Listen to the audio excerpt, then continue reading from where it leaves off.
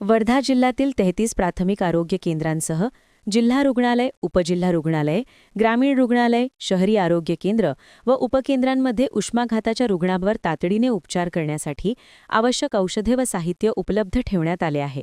तसेच सर्व आरोग्य संस्थांमध्ये शीतकक्ष, कूलिंग रूम देखील तयार करण्यात आले आहेत. उन्हात कष्टाची कामे करणारे कामगार, वृद्ध व्यक्ती, लहान मुले, गर्भवती महिला, स्थूल व्यक्ती तसेच काही औषधे घेणाऱ्या व्यक्तींनी विशेष काळजी घ्यावी.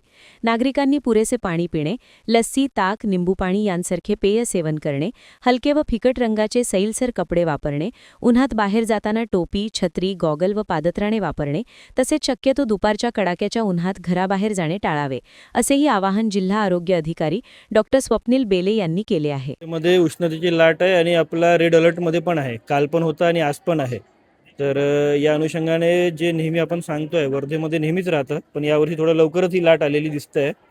तर आपण जो आपला प्रवास आहे 10:30च्या सुमारासपासून तर 4:30 पर्यंत असं मला वाटतं की सध्या टाळावा, बाहेर न निघावं. आणि जर बाहेर अत्यंत महत्त्वाचं काम असेल तर थोडं टोपीचा वापर किंवा थोडं जे काही आपल्याला प्रिकॉशन घेता येईल त्यांनीच प्रिकॉशननीच तुम्ही निघावं. हेल्मेटचा वापर तर सक्तीने करायलाच पाहिजे सर्वांनी जेव्हा बाहेर निघत आहे. परंतु शक्यतो प्रवास टाळायचा आहे. भरपूर पाणी प्यायचं आहे, डिहायड्रेशन होणार नाही. भरपूर पाणी म्हणजे पाणी जर घाम जरी नसेल येत तरी पाणी आपला इव्हॅपोरेट होत असतो. तर या दृष्टीने मला असं वाटतं की जेवढं तुम्ही पाणी पित होते आता विंटर सीझनपर्यंत त्याच्यापेक्षा जास्त आता पाणी प्यायला पाहिजे तुम्ही लोकांनी. आणि शक्यतो उन्हातला प्रवास टाळावा. आणि सायंकाळीसुद्धा लाटा आता सुरू होणार काही दिवसामध्ये.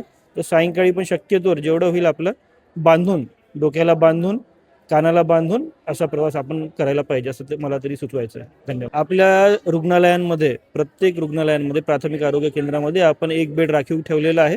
तिथे आपण कूलरची व्यवस्था करतो आहे. 15 तारखेपासून आपल्याकडे कूलर लागतील तिथे. आणि शीत कक्षाची व्यवस्था आपण दरवर्षीप्रमाणे यावर्षीसुद्धा करतो आहे. लहान मुलांनी आणि वयस्करांनी विशेष काळजी घेणं गरजेचं आहे. कारण की पाणीचं सेवन लहान मुलं जनरली करत नाही. वयस्कर जे आहेत ते पण थोडं घरात राहतात, कमी फिरतात. त्यांना वाटतं की आपण घरीच आहोत, परंतु पाण्याचं सेवन हे अत्यंत करणं गरजेचं आहे.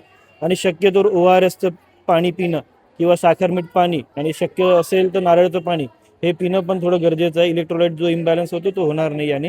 आणि जे सोडियमची कमतरता वगैरे होतं वयस्कर लोकांमध्ये ती पण होणार नाही. तर साखर मीठ पाणी हे पण एक प्यायला मी एक आवाहन करतो.